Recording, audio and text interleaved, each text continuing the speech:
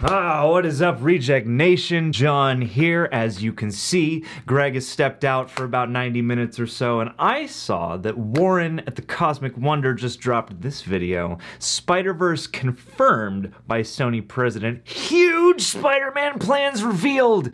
And I'm like, I could wait for Greg, but you know what? Snooze you lose, sucker! But seriously, don't tell him I said that. But anyway, if you could go ahead and subscribe, click that notification bell, leave a like on this video, it would be very much appreciated. Let's see what the president of the Spunk has to say. How's it going, everybody? It's Warren. Welcome back to the Cosmic Wonder. And yesterday we were told that we were going to be getting some kind of a preview for Spider-Man No Way Home. This is true.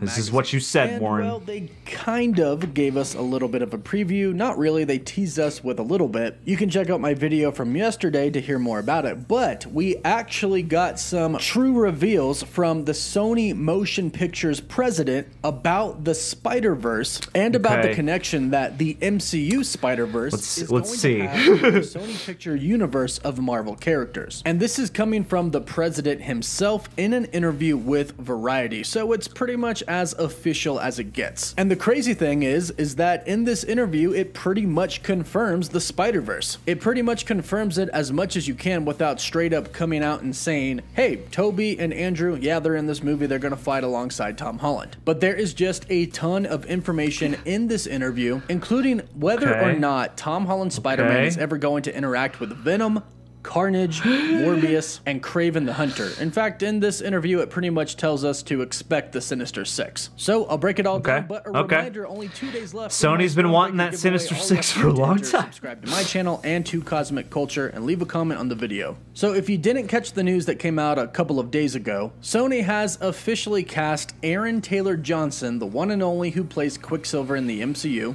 or played, I guess. Didn't see that coming. Sony cast Aaron Taylor-Johnson as Kraven. Now, this isn't Kraven that's going to be in Spider-Man No Way Home. This is a Kraven the Hunter solo film. And this article starts off by talking about the fact that, yes, they have cast him as Kraven. But then this article kind of starts to mention the other characters. They start to mention the Venom movie coming out, Let There Be Carnage. They start to mention Morbius. And then they start to talk about the fact that Spider-Man, specifically Tom Holland's Spider-Man, has yet to be involved in any of these movies. And when they talked about that separation, the Sony Pictures Motion Picture Group president, Sanford Panich, said this: "We don't really think of our 900 characters as the Spideyverse. We have a Marvel universe. The volume of characters we have, you know, wait until you see this next Venom. You don't miss Spider-Man." That's a pretty huge statement. First of all, the fact that there are 900 different characters in the Spider-Man universe alone is pretty insane.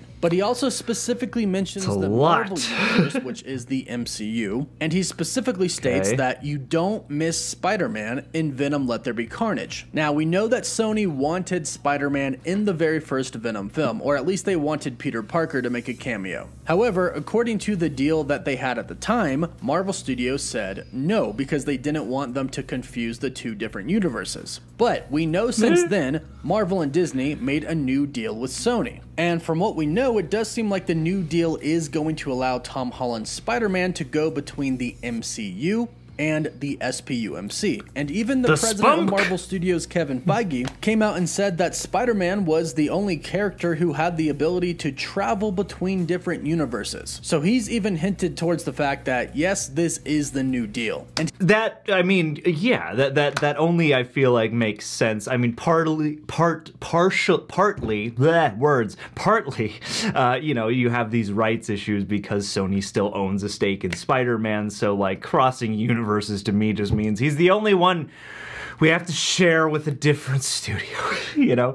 Because now they own Fox, they own all the X-Men and all the other, you know, Marvel properties that Fox owned. So yeah, I mean, it seems very reasonable to assert that basically what they've done here is go, yeah, Spider-Man will come back and forth between the Spider-Man characters that you guys at Sony own, and he'll be over here in the MCU. And I wouldn't be at all surprised if they found at least some kind of workable inroad to have having more of the characters bleed over. I mean, for right now, it seems like they definitely want to make the MCU and the spunk distinct from each other. But yeah, I mean, especially with the multiverse, this only makes sense.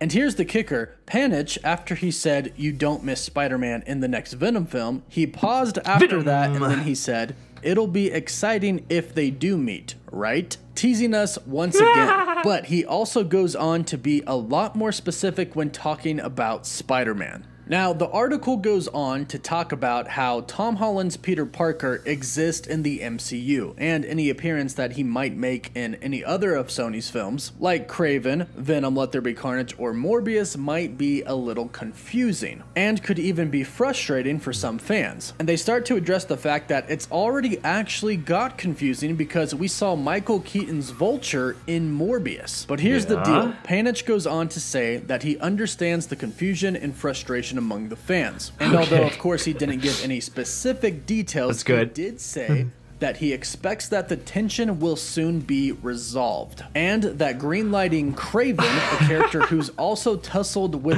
Venom in the comics, fills in another piece of that puzzle. He specifically states, "There actually is a plan. I think now maybe it's getting a little more clear for people where we're headed, and I think when No Way Home comes out, even more will be revealed."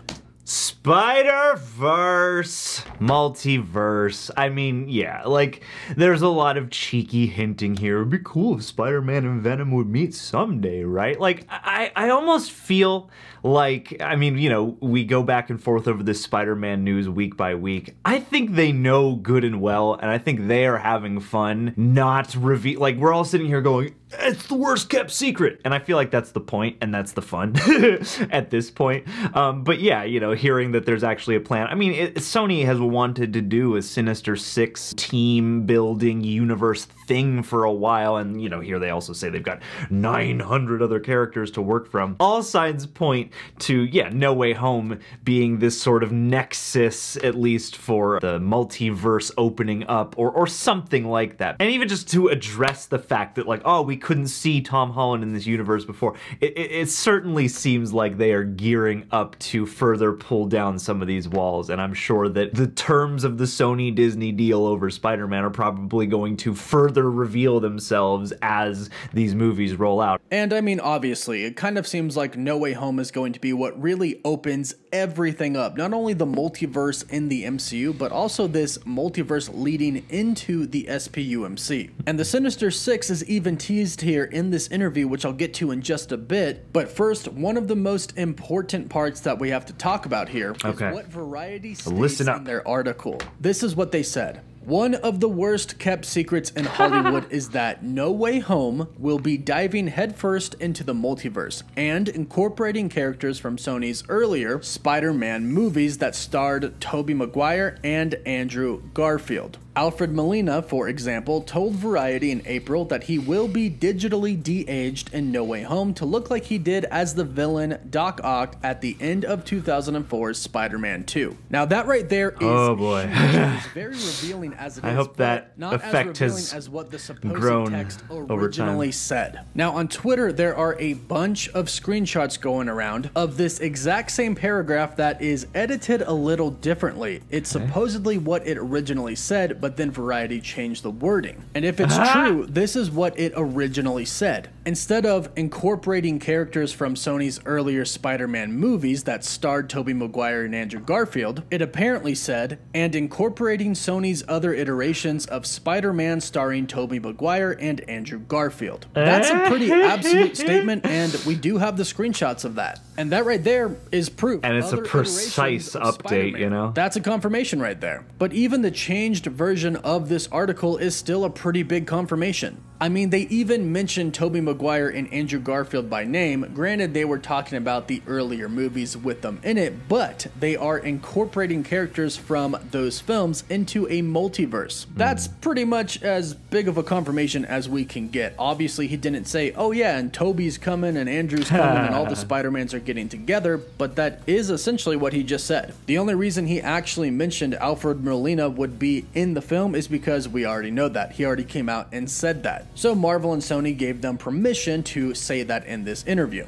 But I mean, this is coming from the Sony Pictures Motion Picture Group president. It's as official as it can get. Yeah, so absolutely. At this point, if Tobey Maguire and Andrew Garfield aren't in the movie, then wow, they really played us, because basically we just got a confirmation that, yeah, they are. They're taking characters from their universes and bringing them into the next Spider-Man film. And if they decided to do that and not take the actual Spider-Man of those universes, that might go down as one of the dumbest decisions of all time. Now, we have more good news. Never know. Asked what the future holds for Spidey in Marvel Studios, Panich said this. Okay. The great thing is we have this very excellent relationship with Kevin. There's an incredible sandbox there to play with. We want those MCU movies to be absolutely huge, because that's great for us and our Marvel characters. And I think that's the same thing on their side. But we have a great relationship. There's lots of opportunities, I think, that are going to happen. Variety would go on to ask about one of those opportunities being finally making a movie about the Sinister Six, especially with the announcement of Kraven coming to the SPUMC, in which Panich said, "It's tough because I think these projects are the kind of things we have to work on in the dark. They're not ready until they're ready. Kraven is a great example because we just didn't rush it. We could have made that 3+ years ago. It's just now the script's awesome. JC was the right choice, and we found the movie star because it was just kismet." Dude. I mean, this does, I mean, we have to see how these movies all turn out, because so far in the spunk, we've just had Venom.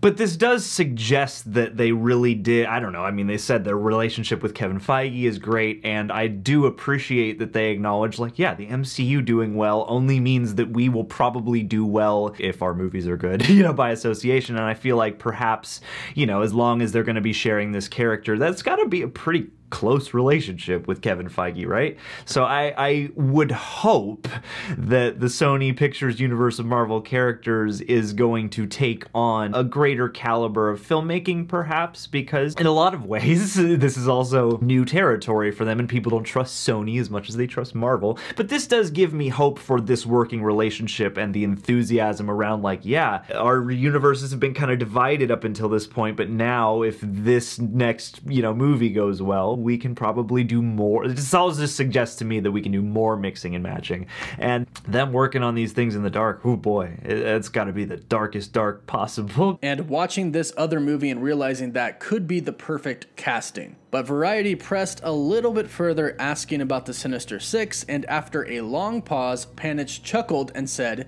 "It would be very cool, wouldn't it?" And I think that that is absolutely the plan. They're introducing so many different characters into the SPUMC that it just makes sense that they are setting up the Sinister Six right now. Of course they are. And then when you have No Way Home open the multiverse and make it to where Tom Holland's Spider-Man can travel to the SPUMC, it makes perfect sense that that's what's going to happen. Spider-Man versus the Sinister Six. So, pretty big reveals in this Variety article. We basically got a confirmation of the Spider-Verse and the Sinister Six. And one of the best parts is it looks like Marvel and Disney and Sony have a really great relationship, which means that is this universe that is being created that is quite heartening. Anywhere. But let me know your thoughts about this in the comments down below. Let me know how excited you are for the Spider-Verse and Spider-Man No Way Home. Be sure to subscribe so you don't miss out on any of the latest Spider-Man Already news. Did, don't Warren. Like the video, and of course, for live Greg updates, did. I think he was the one who officially hit the button. As always, thank you all so much for watching. But I'm a fan woof, too, woof. all right?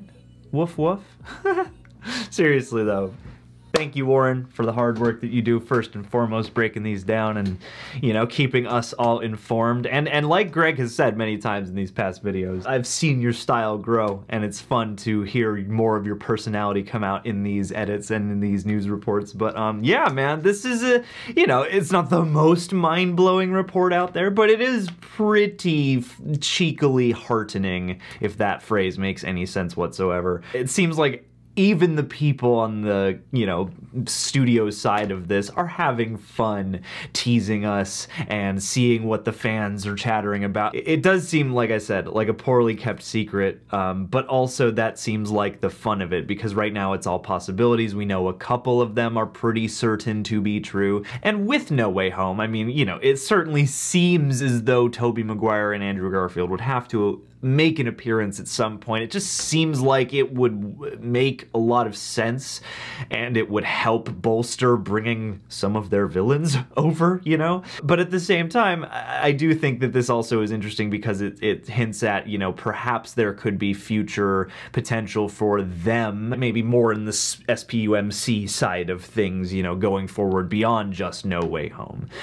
So, you know, it's an interesting thing because, like they said, nobody ever really dies, or John Watts, whoever said that, in this universe. And yeah, it was especially with these multiverses opening up, it almost seems like anybody who wants to come back could come back. But yeah, what did you guys think of this news? Do you feel like this is a full-on confirmation? Are they messing with us? Is this just nothing? Is this just Hollywood cheekery? Leave your thoughts down below, and we will catch you for the next one. Much love, and subscribe, like, hit the notification bell. Ah!